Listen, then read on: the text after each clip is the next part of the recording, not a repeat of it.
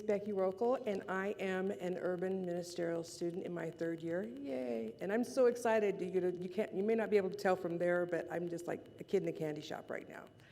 So I'm going to say a real quick prayer just because I need to calm down. If you will join me. Father, Mother God, we thank you so much for this time together. We thank you for each and every person here and for their willingness to step onto the path of love with you at their side. We know that we are love, and we live as love in the world. And for that we say, thank you, God. Amen. So I wanted to tell Robert, thank you for giving me this opportunity. I do feel a little bit like a kid in a candy store. I'm like, oh, this is all my candy right here, and you're all my favorites. So as the story goes, there was a pastor named Robert, and he told all the good jokes. The end. I searched, and I'm just like, everyone I've heard. So, Pastor Robert, I am in awe of you. So I'm excited to be here, and I want to share with you about this book. Well, actually, a little bit about my journey, too. We started this book study this week, last week, and this is the second book of Bob's that I read, and I'm not sure that you can see it there, so I'm going to circle it for you here. Oops, wait a minute. It says right there, Becoming Love in a World Full of Setbacks and Difficult People. That's not us, right? Bold title, but it's even a bolder request. And in this book, he explains how his life has been a journey of expressing love in the world.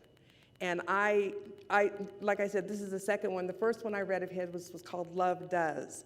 And I believe that with the support of this church and a place of faith, the reason that I'm on the path that I'm on is because of this love, this amazing love that I feel, and this amazing love that I want to share in the world. And if I thought I was going to get through this whole thing without tearing up, I was wrong, right?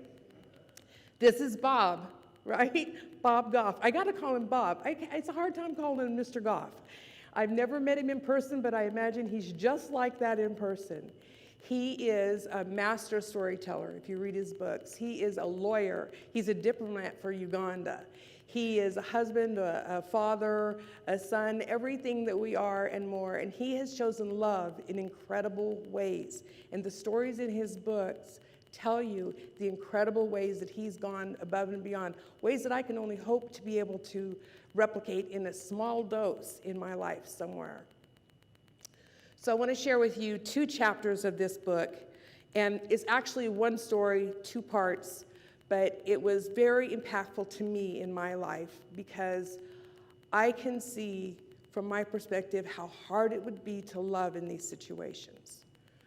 And this is, and I'm going to paraphrase it, because I'm not a master storyteller like he is, and I don't want you to think that I am, so I'm just going to tell you from my perspective what I got, and I don't want to spoil the book for you guys because I know you're going to have to read it after I say this. You're just going to have to read it. Okay, the first chapter I want to talk about is called Witch Doctors and Witness Stands, and it is as scary as it sounds. So I'll gloss over some of the details, but the witch doctor happened to be named Kabi. And he was the most powerful witch doctor in that region. And this was several years ago, but the witch doctors had many practices. As you know, they practiced their own religion, right? One of their practices was taking body parts from other humans. And in this story, an 8-year-old boy. And Bob calls him Charlie. I'm sure he says the name Charlie just to protect his innocence. But Charlie was taken from his family and hurt very badly and tossed in the desert, thinking that he was going to die. The only thing is Charlie survived. And Bob found out. And at the time, Bob being a diplomat and a lawyer for Uganda, he was really called to get justice for this child. Because this was a practice that they did. They regularly stole children, among other things that they did. But they regularly did these things because their body parts were used in rituals, which, for their religion. And he wanted this to stop.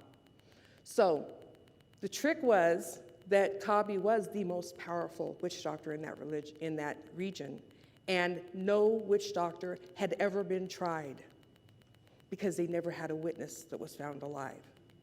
And this time they had an 8-year-old boy. Now, I have grandchildren, as you know, that I raised. I couldn't imagine what they would have had to go through in a trial. But he was insistent that he was going to find justice for this boy. And it took him a while to find a judge that would even send out a warrant to have this man arrested, because all the judges were so intimidated by the witch doctors. That's how they live, right? They are the ones that they go to for help.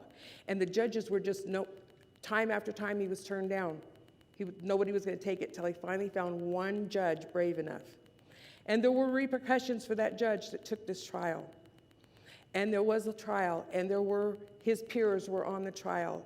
And that little 8-year-old boy had to sit there and say, that's the man that did this.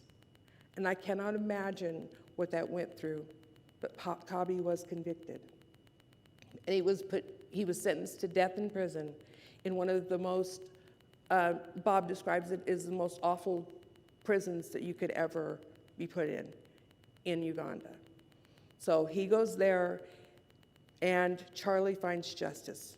And Bob was happy that Charlie found justice. Now, as this relates to me, I was not mutilated as a child, but there was a lot of trauma in my childhood, and I've talked about it in many different areas. And there was a lot of pain inflicted in my life. And when I came forward and asked for protection and help, I didn't have a lawyer on my side, so I didn't get it, okay? And I'm not here to say, poor Becky. I'm trying to relate these two together. This child in me had to find another way, and I did find another way. Now, it took me many years because I first had to self-medicate and hurt myself and, find ways to walk around the pain instead of walking through it and figuring it out and getting help with it, because the family that I was in would not support me in my healing. They were in complete denial, and they not only were in denial, I was the child that was called the problem child. So my healing took myself into unity. Thank God for unity in 1999. In 1998, I started 12-step programs. And in 1999, I found unity. And it literally changed my life, saved my life, because I didn't know where I was going before that. So I chose forgiveness in my life because it was for me. It wasn't for somebody else. I chose therapy. I chose to heal and continue. And that's what I wanted for my life. So I love this quote by Mahatma Gandhi that says, justice that gives love is a surrender. So when your justice gives love, it's a surrender. But justice that law gives, is a punishment. So if it's from the law, it's a punishment. And this is what kept going on in my mind, and this is what kept going on in Bob Goff's mind, is there was more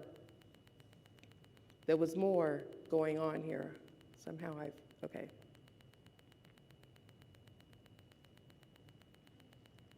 I don't know how I got clear up there. Okay, there. So the next chapter, because I told you about the first chapter, the second chapter was back to Kabi again. Bob, this gnawing kept happening in it. This is what happens when, for me, in my experience, and for the people that I've helped, there's always this little leftover piece inside you that goes unnoticed or unhealed, or for some reason you just can't get rid of. There's something more that's calling you on here. And in Bob Goff's case, it was Kabi. And he's like, I gave Charlie justice, but what about Kabi? Kabi's gonna die in prison. For what he did, you could say is just, but does that mean it's love? Does that mean it's God's love? So Bob Goff, being who he is, he goes to see Kabi in prison, and he starts building this relationship with him. And the first time he sees him, Kabi runs up and throws his arms around him, and he's so excited to see Bob Goff, and he's like, I'm so happy you're here, and I forgive you. And Goff was like, what do you mean you forgive me? And he goes, I forgive you for putting me in here, but I want you to know what I've done. He found Jesus in that prison, and he had turned his life around. And not only had he turned his own life around, he started a church inside that prison. And he had helped her, because he was a witch doctor, right? He had leadership skills. He found a way to bring Jesus to other lives inside this prison. He had changed this whole system inside here. Maybe not all of it, but a lot of it from what he had gone through. He brought that love. It's like the love was paying forward into this prison. So he said that he'd forgive him because he forgave him for locking him up, but he knew that it was God's will. Now this reminds me of Joseph, right? Everyone knows the Bible. I'm not a huge Bible person, but I do know the story of Joseph. In the end, where Joseph's brothers are worried because their father has died, and they're thinking, oh, after all the evil things they've done to Joseph, oh gosh, he's going to come after us now. And he goes, you meant it for bad, but God meant it for good, because it is God's love. So unfortunately for Kabi, he did actually finally die in the prison. It wasn't at the prison's hand. It was someone in there had killed him. That was the end of his story. But what his love had done was help transform other people. And that wasn't enough for Bob, because he knew that he saved that one child, but there were going to be other children stolen. There was going to be more of this heinous crimes happening. So he started gathering all the witch doctors, not the ones that were locked up even, just all of them together. And he started talking to them. He started a dialogue. And he told them that he loved them. And he told them that, asked them, what do you need from me? And they said, we want to learn how to read and write. He said, done. He built them a school. He built schools. He sent food. He had his whole organization is called Love Does, because that's what we do. Love is an action. It does things, right? So he started this thing. He even gives them little printouts of diplomas when they get done with learning how to spell, how to write, and to spell. It's amazing, because that the pride they have in that they have evolved in their own understandings. So one night, late at night, here in San Diego, because he lives here, the phone rang. And he picked it up, and it was two of the witch doctors in the region in Uganda. And they said, look, we found out there was a new witch doctor moved into the area. He doesn't know the rules. And he kidnapped a 4-year-old boy. And Bob's like, he's just lost his breath on the phone. And they said, what do you want us to do? Do you want us to go get him? And he said, yes, I want you to go get him. And those two men had changed their lives so much through love that they went and not only got this child and returned it to its mother, but they educated the man on this wasn't happening here. This is how we treat people here. This is the respect we have for people. And we will bring you into this fold if you want it. And he did. To me, that's like from one small child to that is amazing. So for me, I got my phone call 2 years ago. And all of a sudden, I'm starting to choke up. 2 years ago, when my niece called me, and she was talking about all kinds of things, and then on the phone, she says, I have to ask you something. And she asked me a bunch of questions, and I answered honestly and with love. And for me, the wounds are old. They're scars, they're shrinking, they're going away. You know how you have a very old scar, you don't even notice it most of the time anymore. But for them and their family, the wounds were very fresh. And I felt really bad, and all I could do was love them. All I could do was send them love. All I could do was tell them that they will heal, that they will get through this. If they want to love through it, they can. And that's what they're doing. And I don't know how many years it's going to take them to do it. But I send them love all the time, and I think of them all the time. And my forgiveness work has been done. And about 2 weeks after the phone call, I got a letter in the mail from the person that did the most harm. And I wasn't sure if I wanted to read it, because I wasn't sure that I had enough love in my heart to be open to it. So it took me a couple days, and I finally opened it up. And it didn't burn. It didn't hurt anymore. If I stopped touching my mic, it felt like there was completion, that there was enough love for everybody, and that I loved myself enough, not that I want to go back into a relationship with these people or this person in particular, but that it was okay for him to be who he is in the world. And I haven't heard from them since, but because there was a bunch of other stuff that happened, found out he's not my whole brother, he's my half brother. That was a surprise at 60 years old. But it was just this whole different way of doing things in this love, you know, in this incredible love that we have. So I consider myself to be blessed that maybe I didn't have a lawyer standing up for me, but that love is justice. Love does find a way to heal people.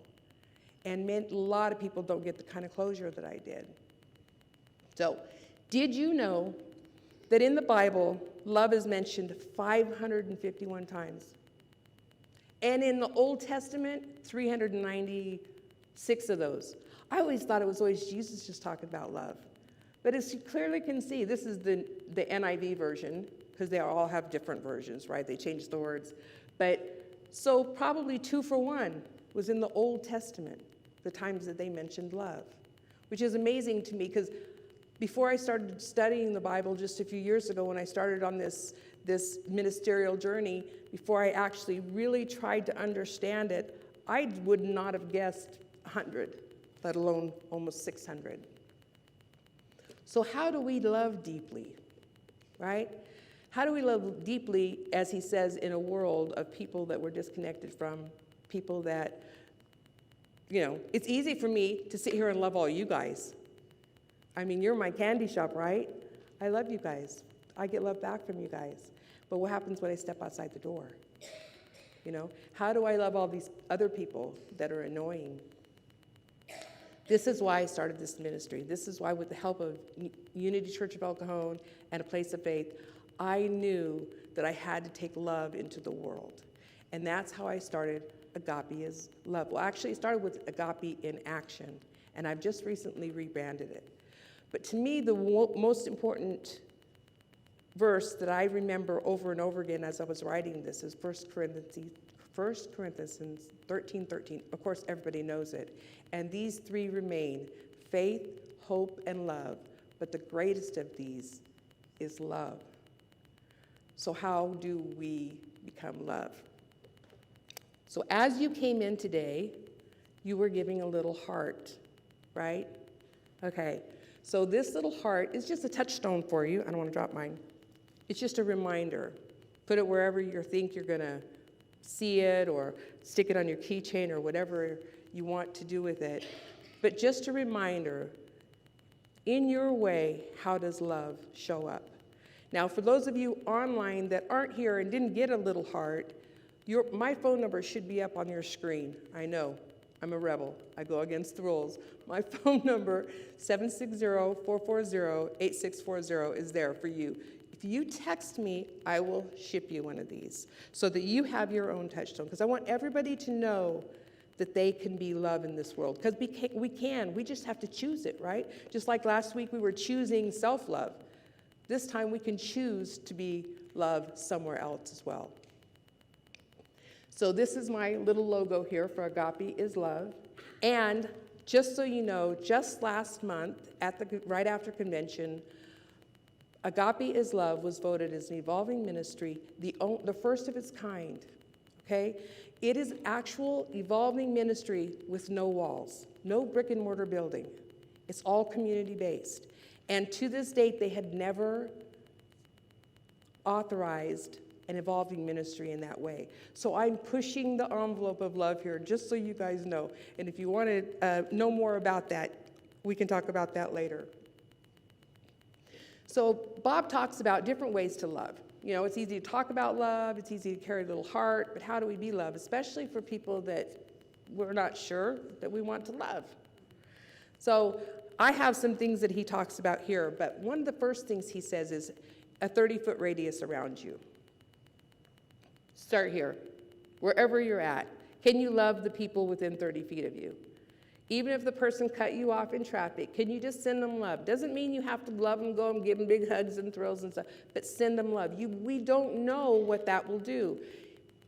Bob Goff didn't know that when he defended that little boy, that a whole region of witch doctors would change their lives and protect children instead of hurt them.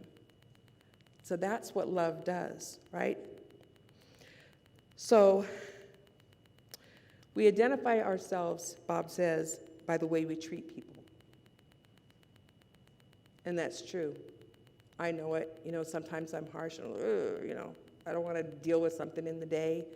Then I have to kind of check myself and go, is that loving or is that not?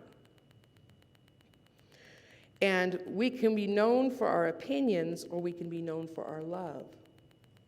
So I can choose to be right by telling you my opinion. If you're set in yours, why do I have to argue that point? Why can't I just let you be set in yours? Why can't I just let you and just love you just as you are? I don't have to change somebody to love them. So this is one of the lessons I learned when the kids were young too. It was really hard because I always thought that if I accepted who they were, that meant I approved of what they were doing. And those things are completely different. You can give one without being part of the other. You can still love somebody even if you think that they're way off kilter. I have a lot of mental illness in my family, and I can love them. Doesn't mean I have to be in their presence and maybe be inflicted by what they might do to me, but I can still love them, and I can send them a card and tell them that I love them, and I can let them know that I'm there if they need me. It says most people need love and acceptance a lot more than they need advice. When someone calls you and says, hey, I need to talk, can you just listen? They need love and acceptance more than they need us to tell them what to do. This one I really liked. Jesus talked to his friends a lot about how we should identify ourselves. He said, it wouldn't be what we said we believed or all the good we hoped for to do someday. Nope. He said, we would identify ourselves simply by how we loved people. It's tempting to think that there's more to it, but there's not. Love isn't something we fall into. Love is someone we become.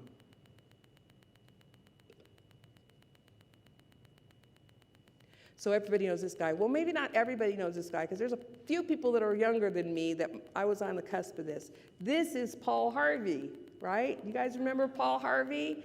And what is Paul Harvey always says? And now, the rest of the story, right? So I want to wind this up with the rest of the story. I want to tell you about Charlie. Charlie was adopted by the Goffs. He sees his mother regularly, so he goes back to Uganda to see his family, but he lives here in the United States. They fell so in love with this child that they had to adopt him. And just weeks after he testified, a doctor in Los Angeles, a very famous celebrity doctor, did reconstructive surgery on Charlie. And he is a fully functioning young man. And he did it all for free, because love does, right? And what else was it? Oh, this was back in the time when President Obama was in office. President Obama found out about Charlie, and he had Charlie brought to the Oval Office, and he got to meet this little boy from Uganda, got to meet the President of the United States of America. What an amazing thing for him to do, to take forward in his life, in his love. So that's the rest of the story. Charlie has a loving family. And remember, the most important thing, if you can be willing to be love, just be willing to be it, it will show up for you. Because, as Bob Goff says, love does. Thank you.